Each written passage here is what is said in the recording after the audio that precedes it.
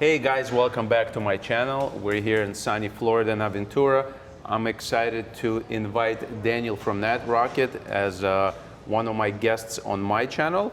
Daniel flew all the way here from Europe to meet with his clients, and we decided to collaborate on this video episode, this video podcast, to really jump into some of the successes, some of the challenges that we're facing with not only my niche, which is healthcare, but a new niche that we're both specializing, which is the HVAC and trades, and just people that are contractors that are looking to scale up, looking to get more leads, and looking to grow their company. So Daniel, thanks so much for having me on your channel. Thanks for jumping into my YouTube channel. I'm excited to get into it. Let's roll. Yeah, let's roll.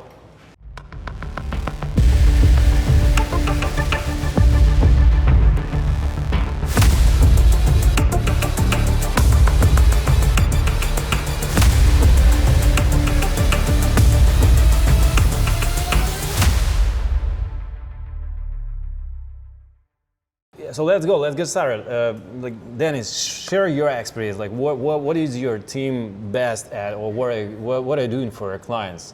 Thanks so much, Daniel, again for having me on your channel. So, as you know, I started this company about 18 years ago as a generalist agency, Media Components, and about 5 years ago, we decided to really niche down into a specific niche, which is one of the niches we're working on, is the healthcare and home care.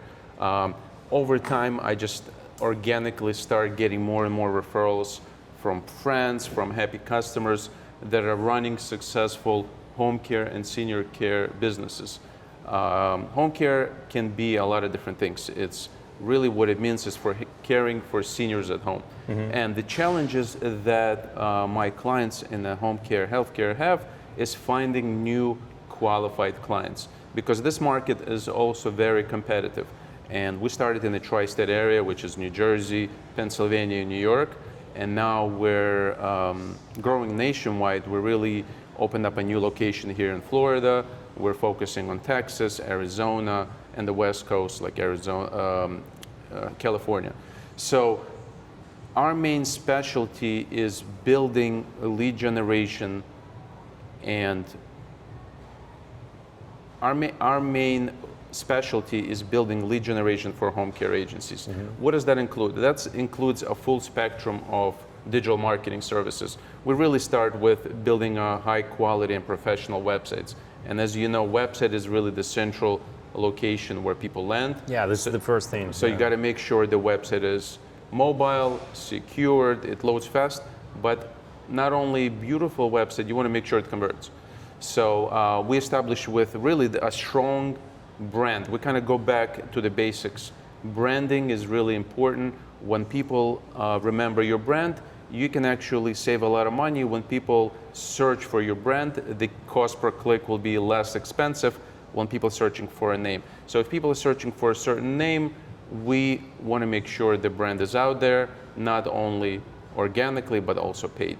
And then, as you know, building an omni-channel approach, we want to make sure the message is out everywhere, on Google pay-per-click, on social media, consulting our clients to really tell the story, what makes them different, why should somebody go with your home care versus another. And it really comes down to testimonials and building a nice feeling about the company. It's branding, but also real world proof, such as testimonials, Google reviews, Facebook reviews, Yelp reviews. We have always consult our clients is to build a strong effort of review acquisition. And really, end of the day, that has been a game changer for some of our clients. Once they reach to 100+ reviews with the Google algorithm, it really spikes their ranking. We noticed once companies get to like 50, 75, 100 reviews, they have a consistent flow of incoming reviews. We just noticed the traffic spiked, and I was going to actually ask you, because you're really day-to-day learning the algorithms with Google, do you think Google reviews plays plays a significant role in the domain ranking and like the organic You mean like traffic. organic SEO? Like Yeah, organic SEO. I believe it works because what I noticed that the better the brand is established in the market, the better the Google rankings are. And even if you invested less in SEO, you can win the competition from the even bigger companies if they're not really investing in their brand. So I would say that the small company with or a smaller company with a stronger brand may win the competition in organic. That's actually a great point because I recently was speaking on a panel for the Home Care Association, and they were asking me this question: how can a smaller company, a startup that's been in business maybe like a year or two, compete with bigger enterprises that have been in business for 10, 20, 30 years? And what I consulted them is to really focus on the brand, but really focus on the reviews.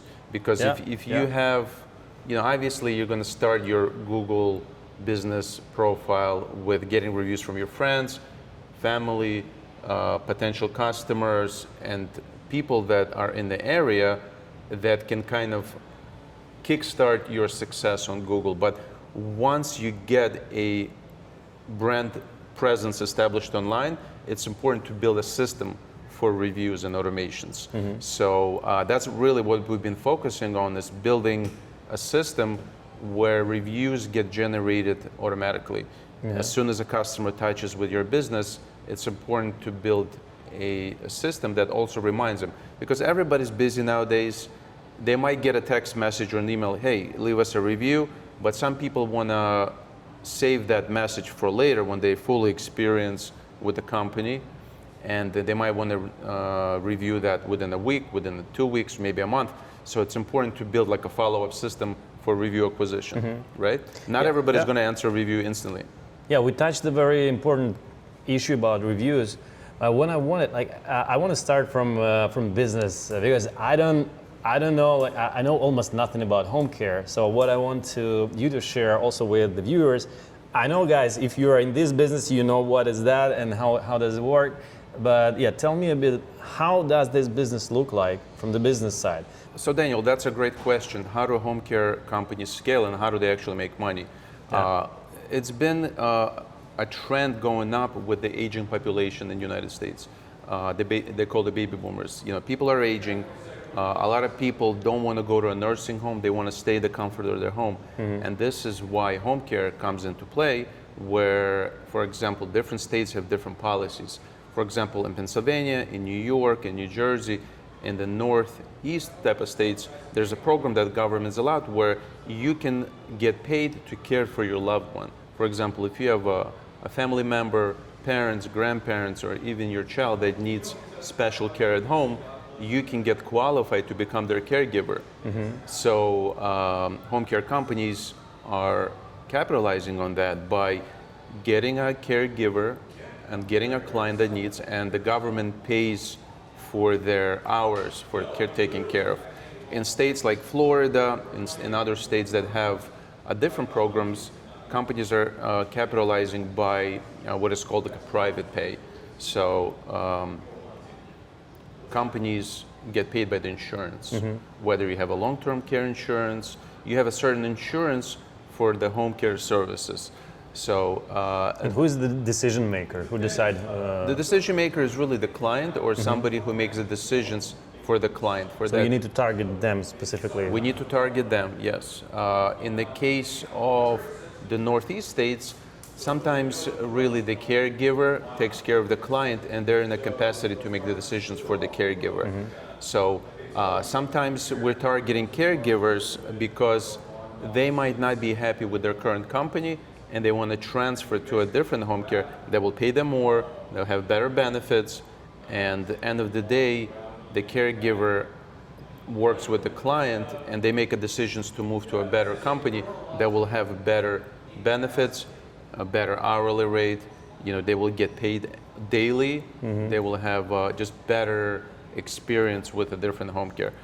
But there's different programs, each state has a different program, and what we help with companies is to target those clients, and in some states target the caregivers And in some occasions, we actually help with recruitment.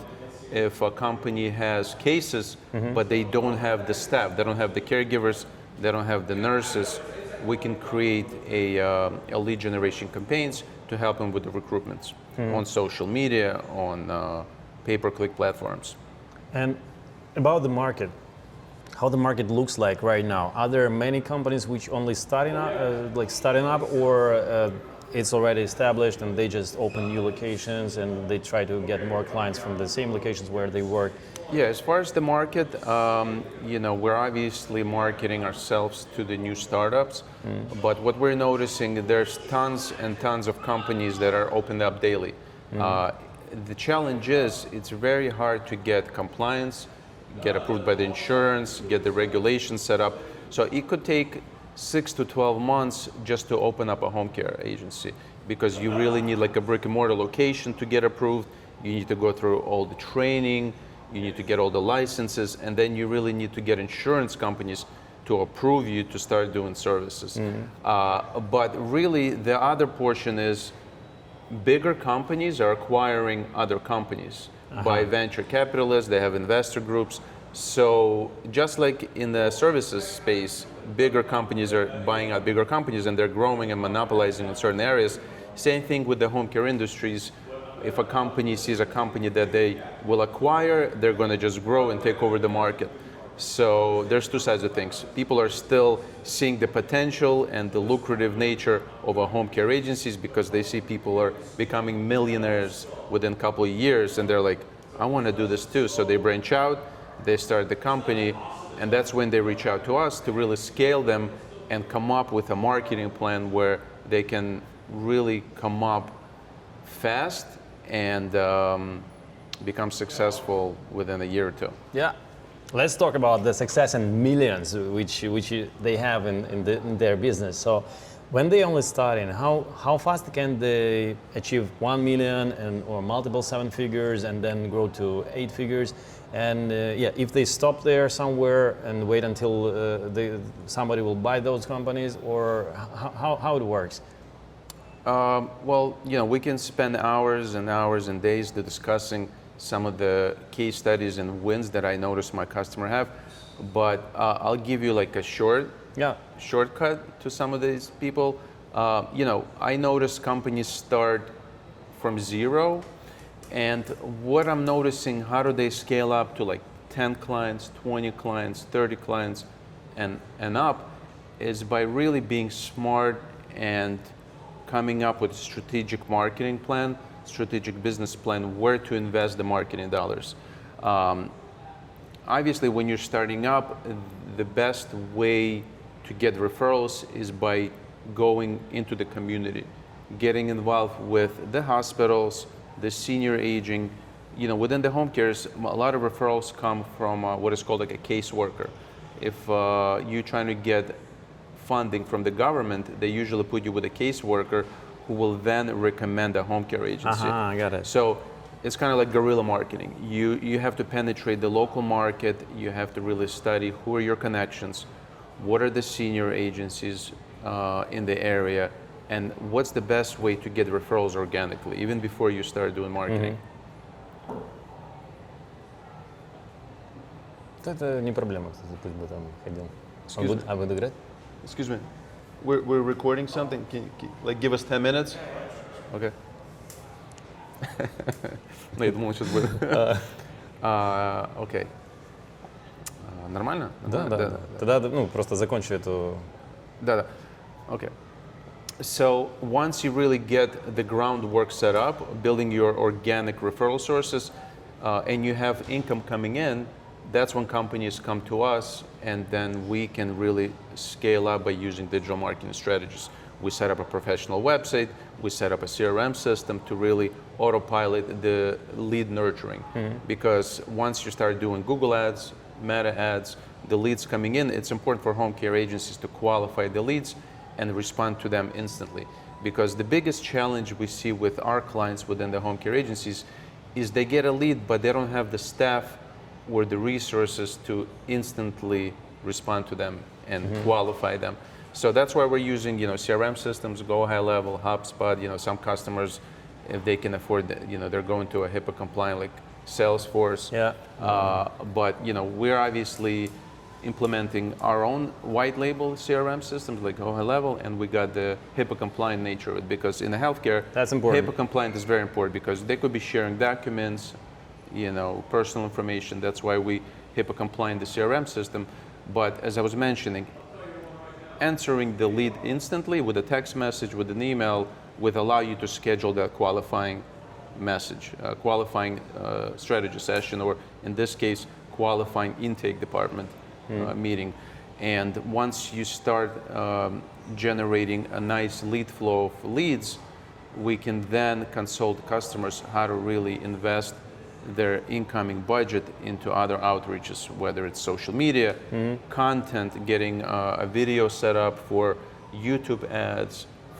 Some customers are utilizing TikTok right now for building a strong brand message and some culture videos on TikTok, on Instagram, on YouTube Shorts.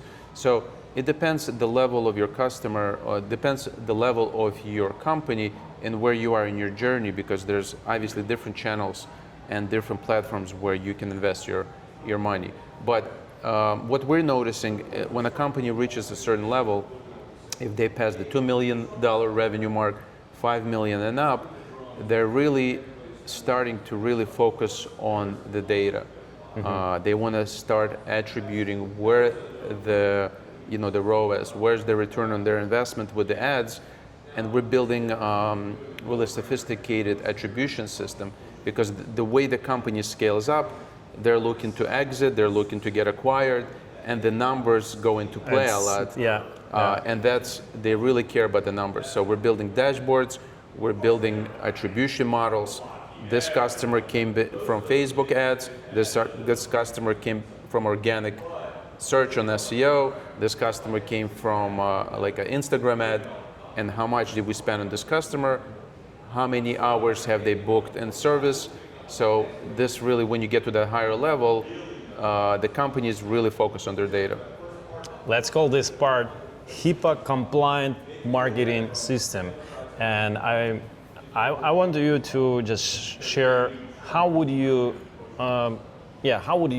scale this any startup in home care business to the million, then to the second million, then up to 5, and so on. So one by one, which channel would you recommend? Because sometimes they need your help. Sometimes some companies, they have their own marketing expertise and marketing team inside. So I wanted this information also would be helpful for them, so they can use it internally. But just make it happen.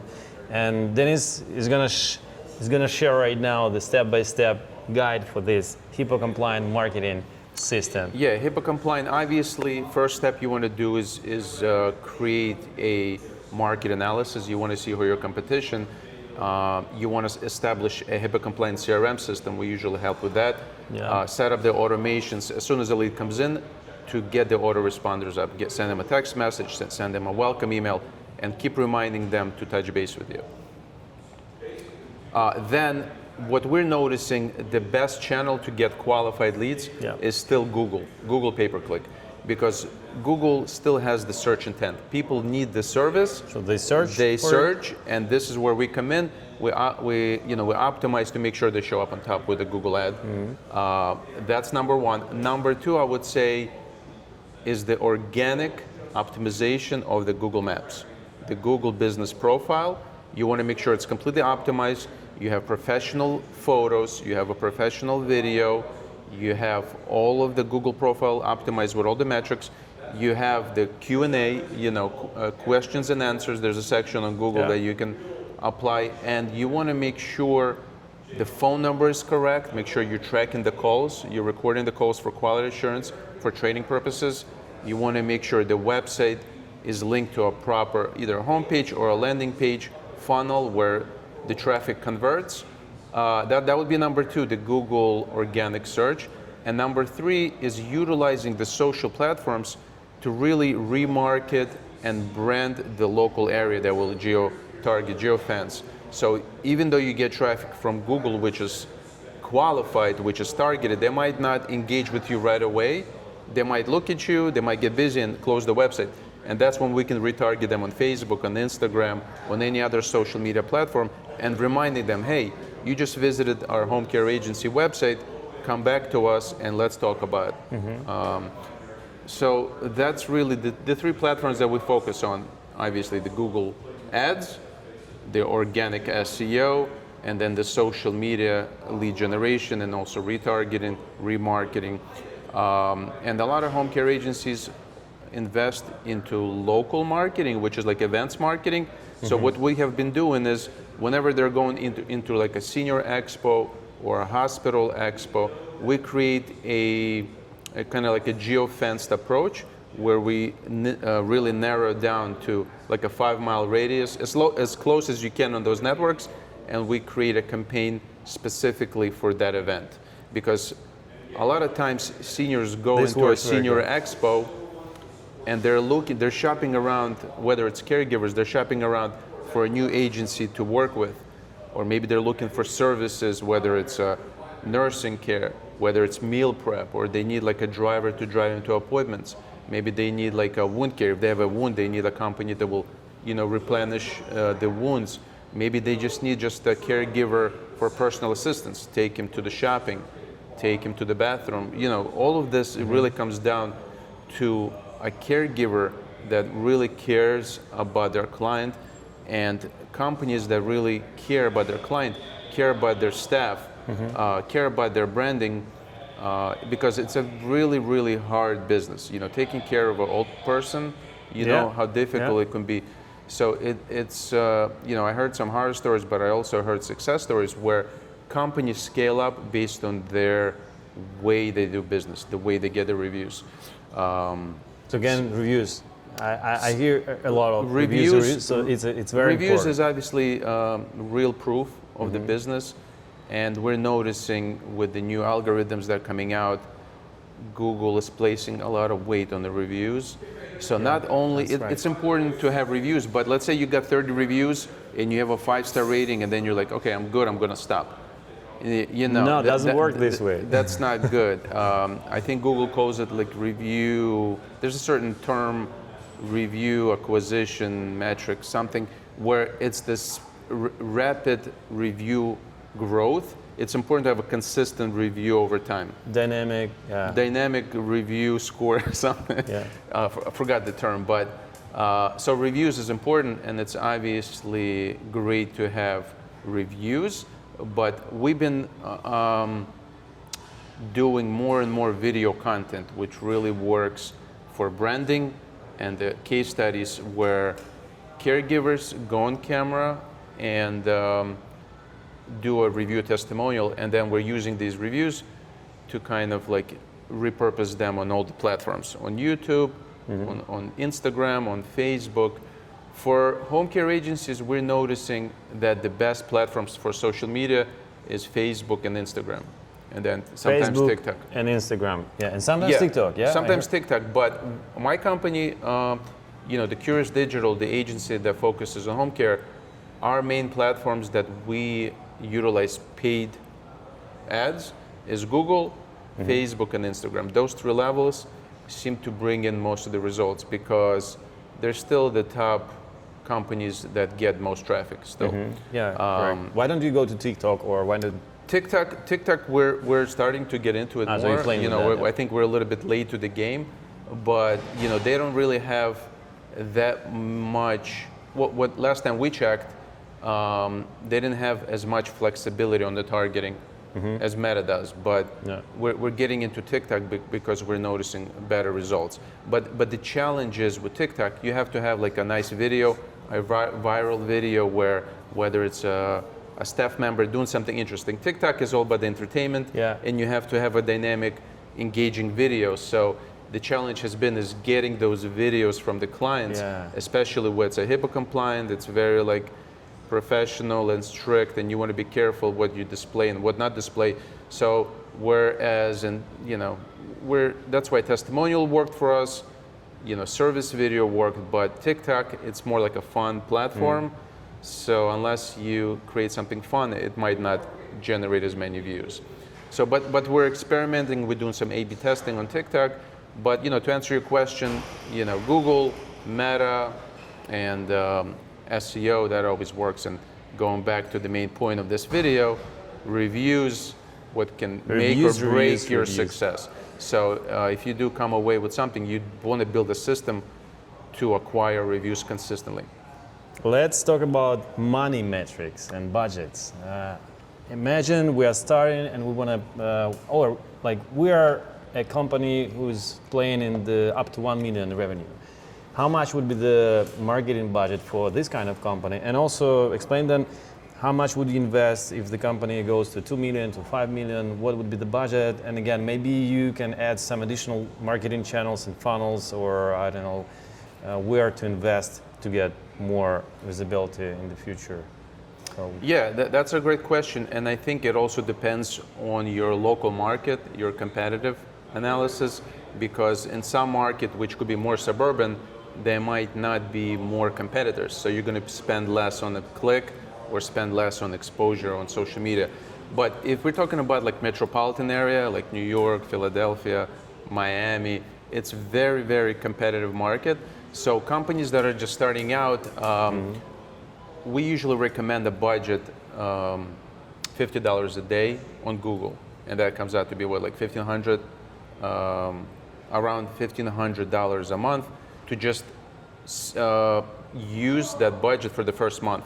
So most of the companies we're working are between 1 to 2 million. They're like a startup or a startup company starting from scratch. So what we usually recommend is do the market analysis, see how competitive the market is. But really, we try not to work with anything less than $1,500 Google budget to really dive into the market and start getting the traffic, start qualifying the leads, and start booking appointments to make sure this lead turns into a client. Yeah, sure. For bigger companies, for example, companies that are established and have been in business, they might be generating revenue for 2 to 5 million and up. They're spending anywhere between $5,000 a month on their ad budget and up. And then we do obviously A/B testing campaigns, and we funnel the budget, whether it's Google or Meta. We can create different campaigns. But companies that are higher, they obviously have a bigger marketing budget annually, and they see that it's working. Digital marketing and home care obviously is working because I'm noticing more and more, and I have a great case study, the company that we've been working for many, many years, probably close to 10 years. They really scaled up to maybe 10 million and up, and they were spending millions of dollars on traditional marketing. Billboards, buses, they were doing radio commercials, TV commercials. And I recently interviewed this client, and he mentioned that he cut that budget down to 60% and utilizing that budget into digital. So they're switching. Yeah? They're switching from the billboards, from the TV ads. They still have a little bit of a presence locally, but the conversion rate and the scalability is much more trackable, and they're noticing much better results by investing into digital. Yeah, it's more focused, and you can track it really. You can analyze it. They were unsure because they were used to growing by having TV ads, and obviously TV gets the best results, but it's super expensive. TV advertising is, you can be paying like $1 million a year, but imagine if you have that budget into like the Google Ads or Facebook or just doing retargeting or geo-targeting. So that's why now they're about 60% digital and 40% traditional. And it seems to be working really great for them, where they're starting to slowly turn down the traditional and focusing more on the digital and investing into SEO, investing into content, landing pages, YouTube videos, and really focusing on the retargeting inside digital. And let's talk about I'm sure that somebody is asking right now, like, why do they have these minimum budgets, like $1,500 or even $2,000? We know like the technical side of that the campaigns, they need to learn, they need some data. But from the business perspective, let's say how much is the cost per lead in this niche, and actually how many leads can you get on those 2,000, let's say, which you invested in Google Ads? So that's a great question, and again, it all depends on the area. On average, cost per lead is between $15 to $20 from Google on the market. So it's quite cheap. Cost per lead. Per lead, That's and the lead considered like whether it's a phone call or form submissions. But what we have found from other clients is the cost per acquisition is between 150 to 200 per client. So not every conversion will turn into business, into client, but those are like the average metrics. So let's say you can acquire 10 clients with the investment of 2,000, right? Roughly. In the perfect scenario, but what we're noticing, it depends on a lot of different things. You know, a good lead considered somebody's in the market for service in the home care. Somebody might be shopping around for better pay. So even though if they don't sign up, they're going to get put into a database which the clients usually remarket or follow up with. That's still considered a good lead. But a perfect lead, yes, somebody needs the service, and they might need the service. They might be a good client, but they don't have the insurance. So there's a lot of different factors come to play. It's a little bit different versus like a trades business, like a HVAC business. You know, they have to have insurance. They have to get qualified. There's a lot of different factors come into play. And how much revenue each client brings to the table to this home care business? Again, LTV during several years.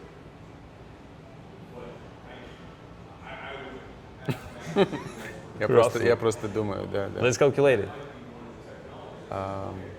So how I would calculate? I would take one like monthly payment, then average life of this contract, or how long, how much time they spend together doing these services, and then we can even understand the margin. Usually in the service business, the margin is from 10 to 20% maximum. It's totally different in the home care business. You know, if we acquired a client and it cost $200, that specific client will be very profitable, because the way it works in the home care business, the companies bill hourly.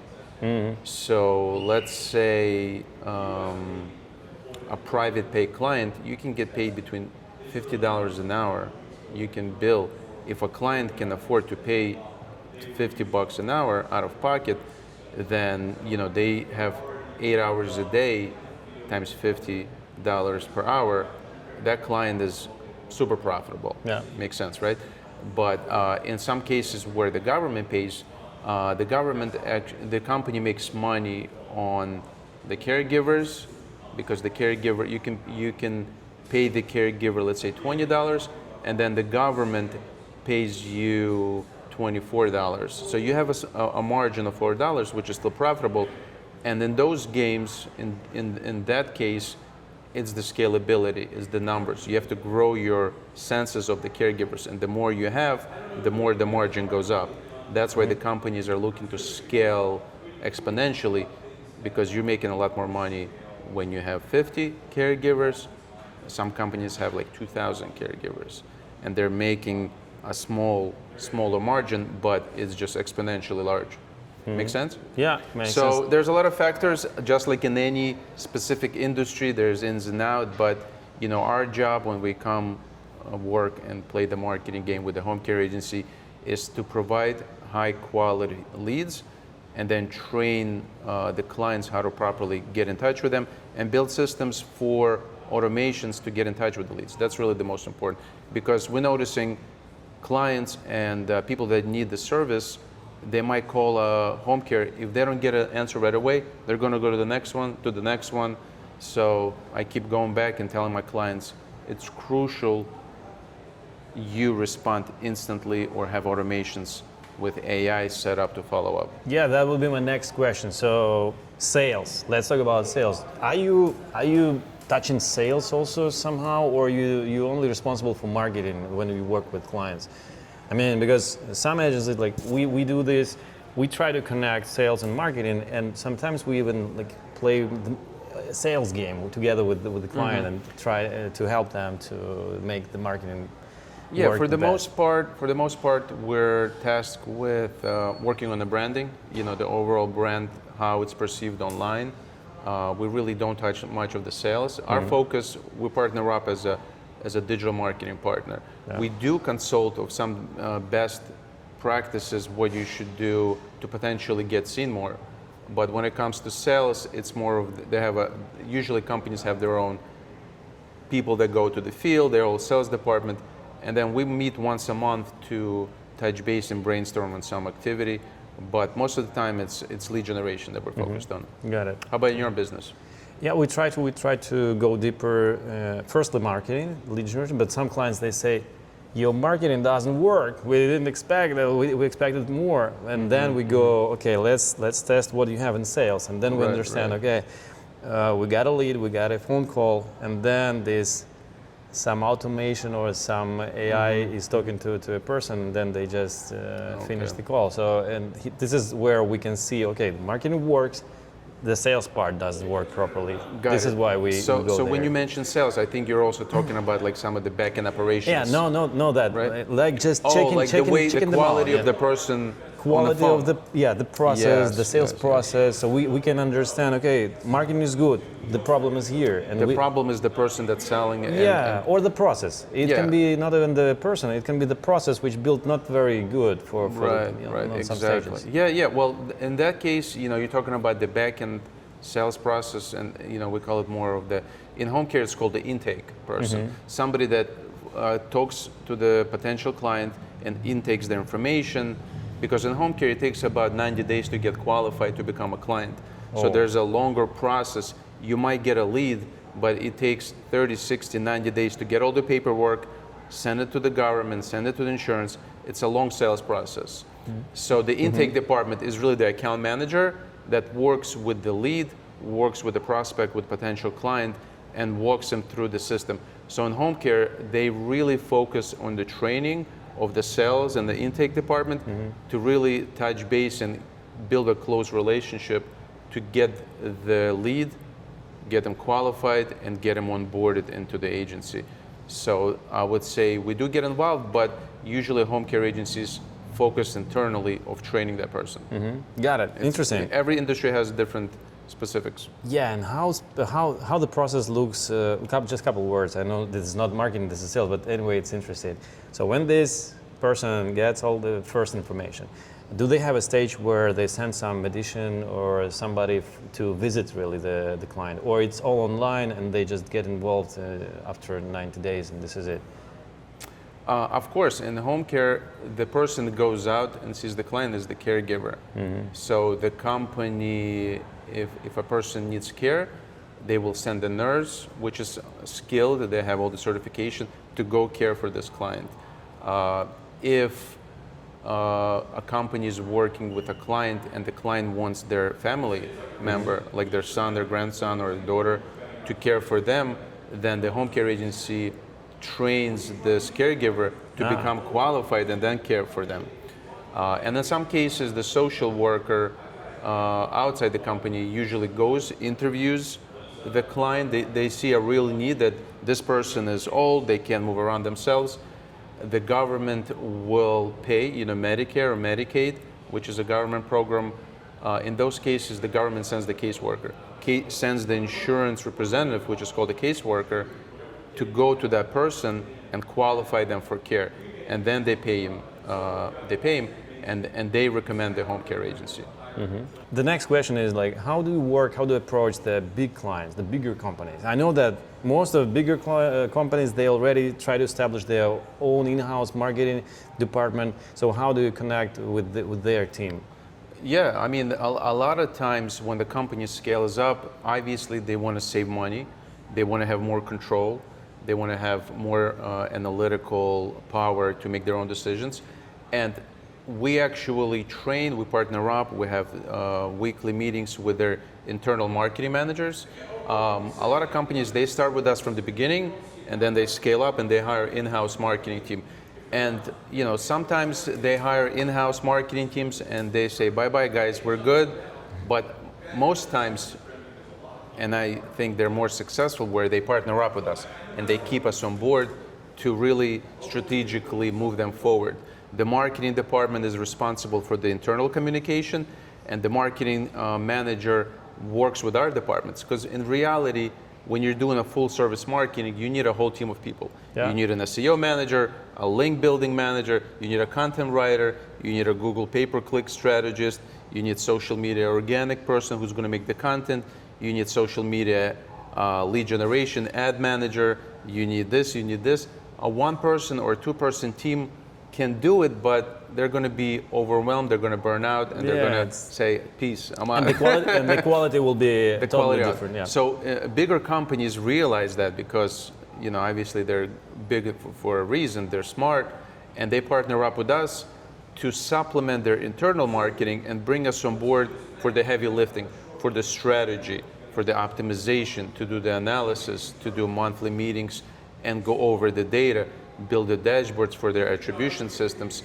And month to month, week to week, we partner up with the marketing managers in bigger companies to really move the needle and work with them as a strategic partner, as their outsourced marketing department, to really focus on the growth and allow them to utilize our resources, our bigger team, to get more done. Because, and when we provide reports to them, the marketing manager analyzes the reports, they report to the CMO, to the CEO, and then they can make decisions. And we use the marketing manager as like a middle person, middle layer, as a communication with the leadership team. And that's how we usually do it. We welcome marketing departments because it makes our job a lot better, because a marketing manager inside the company knows what we're talking about, they have experience most of the time, and if they don't, we can train them and bring them up to speed. If a company hires a marketing manager or somebody in the marketing department internally, we usually bring them up to speed what we're doing and continue working with them. Yeah, that's what I understand. Usually the biggest, or one of the biggest challenges when they try to form the in-house marketing team is to get those people who really understand not only marketing but the business. And with you, when you focus on this niche, when you have this a lot of years of experience, that's great. So they can just receive it right away, and this is just fast move for them. So that's I like it. I didn't really understand that some time ago. I thought any marketer can do any marketing job. Yes, it is, but the niche marketers, they do it better. Just like you're niching down into HVAC, Yep. I'm looking forward to the next episode where I'm going to ask you some questions about specifically for HVAC. I think every industry has ins and outs and secrets within, because it's all business, and every business has different strategies, different secrets. So, like you said, the reason we're niching down is because we're focusing on one specific industry, and we really know it inside and out, and day-to-day changes with the regulations, with the algorithms, with the marketing. So if you're looking to hire a marketing company, I really recommend working with a specialist who do day in and day out strategies about this specific industry. Yeah. And by the way, I know you have a lot of experience, and you and your team, and do you have any open educational project or some I don't know, maybe podcast where you teach them, where you educate your clients, marketers, and generally the market? How do you do this? Yeah, so for example, with the home care space, we do put out constant information.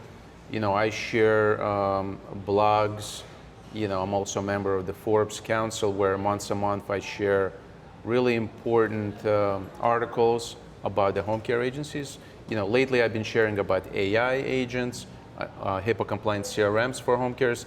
I try to share an article once a month on Forbes, and it's kind of like a prestigious invitation that I receive. Once you get to a certain level of revenue, you get invited to this Forbes Council, it's called.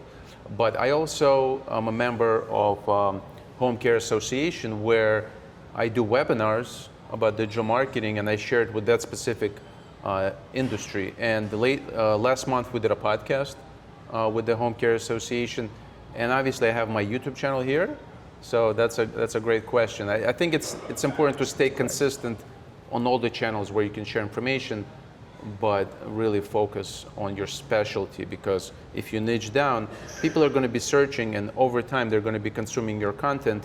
You're going to be step above the competition, if you know what you're talking about with that industry.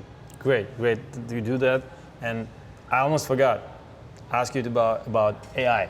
How do you utilize AI in your processes, or how do you help to with AI when you serve your clients? And maybe you have some interesting things. How do they do this in their business? I don't know. Anything which you have to share about AI? Yeah, AI. You know, that's a fun topic. It's really trending. AI. Will it take my job? Will it do this? Will it do that? You know, I still think we're a couple years away until AI will take our jobs. But you know, so we have time. You know, it is replacing some of the busy work. You know, the content generation, the call centers. Yeah. How are we using AI in our business for our clients? There's different ways. You know, obviously in marketing, AI is an easy way to create content. Generative AI, we use it for content idea generation, not specifically writing the content, but building a structure. How we're going to structure this blog post, or how are we going to structure this social media update. We have a copywriter on staff who uses AI, but they still run it through other different software to humanize the AI, to really edit and make sure it doesn't look like AI. Make sure the format with emojis and the dashes, because you can tell who uses AI, who just copy pasted from ChatGPT. So, and if we can tell, Google can tell as well. And you know, I know you always promote, can we use AI for content? The Google search console actually says you can use it to generate ideas, but you don't copy paste, because you're going to get penalized for that. Yeah. So in our business, 100%. we use it to create content, to generate images. In web design department, you know, guys are generating really cool photos, which kind of look like AI, but they also look like realistic. So we're using AI, you know, DALL-E, Midjourney, tools like that to generate not only photos, graphics, infographics, and now we're starting to use AI to generate video, and it's really looking realistic.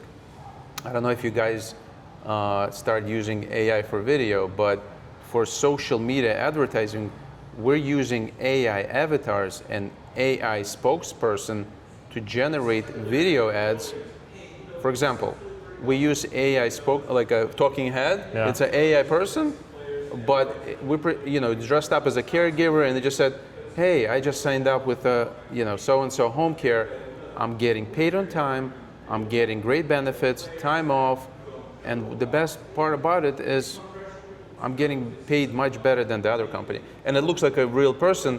So another home care caregivers browsing, they notice somebody dressed in the formal wear, and they're listening to the message, but this video is generated by AI. Is it VO3 or what? We're using VO3, we're using HeyGen, tools like that. Lately, we downloaded the Caption app. Caption app is great, and it's like $10 a month. Yeah. And they have like 30 or 40 different models already pre-recorded.